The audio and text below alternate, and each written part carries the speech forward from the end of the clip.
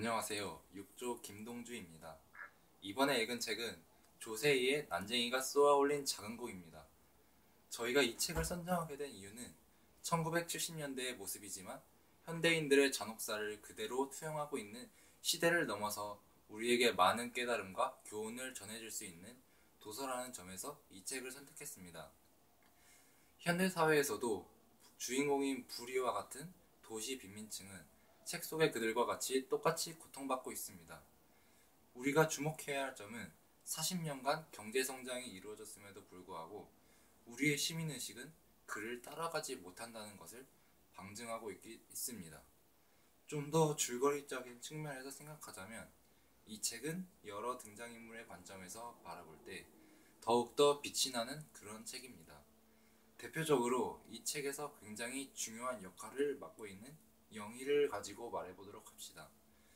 이 책에서 영희는 가장 보호받아야 할 존재임에도 불구하고 가장 앞에 나서서 문제를 해결하는 이 책에서 희망과 저항을 상징하는 인물입니다. 이렇게 여러 인물들의 관점에서 그들의 입체적인 성격을 바탕으로 줄거리를 전개시켜 나가면서 우리에게 전하려는 메시지를 더욱더 효과적으로 전달할 수 있었던 것 같습니다. 그 메시지는 이 부조리한 사회 현실을 우리 청년들의 손으로 바꾸어 나가야 한다는 메시지입니다. 더 경험 많고 더 강하고 보호받아야 할 존재가 아닌 자들도 나서지 않음에도 불구하고 영희가 저항한다는 것이 그 메시지를 우리에게 간접적으로 전달하는 파랑새가 아닐까 생각합니다. 이를 우리 현실에 대입해 보면 우리 아직 힘없는 청년들은 영희에 대입시켜 볼 수 있고 영수나 영호를 비롯한 다른 어른들은 현재 사회 문제의 원인이 되는 자들로 대입할 수 있을 것입니다.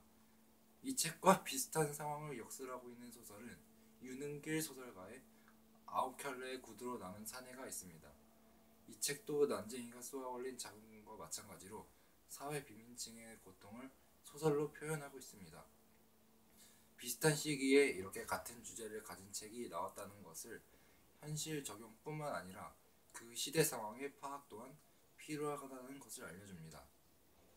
두 작가가 소설을 집필하고 발표한 시기는 1970년대로 그야말로 돈 있는 자가 돈 없는 자를 정말 좌지우지할 수 있었던 시대 현실을 반영한 것이라고 생각합니다. 책에서 전하고자 하는 뜻뿐만 아니라 책의 형식적 측면에서도 주목해야 할 점이 있습니다.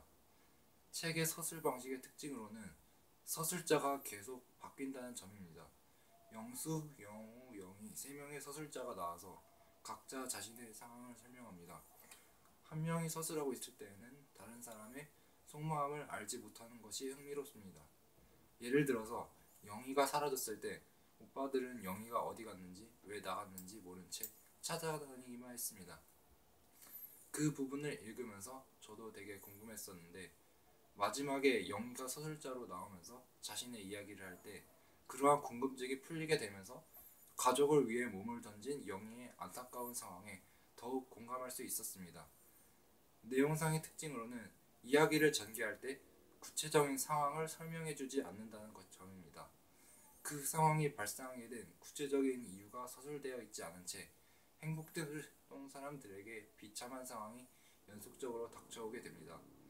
그러한 부분을 읽으면서 무엇 때문에 이런 매우 안타까운 상황에 처하게 되었는지 고민해보게 되었고 그러한 고민을 통해 급격한 공업화가 이루어지던 그때 그 상황을 더 깊이 생각해보는 기회가 되었습니다. 이러한 여러가지 특징으로 난쟁이가 쏘아올린 장항공은 글이 발표되었을 때부터 지금까지 좋은 평가를 받고 있습니다. 급속한 공업화가 진행되면서 우리나라에 찾아온 변화를 나타낸 작품 중에서 하층민들의 고통과 울분을 잘 나타낸 책이라고 생각합니다. 이상으로 발표를 마치겠습니다.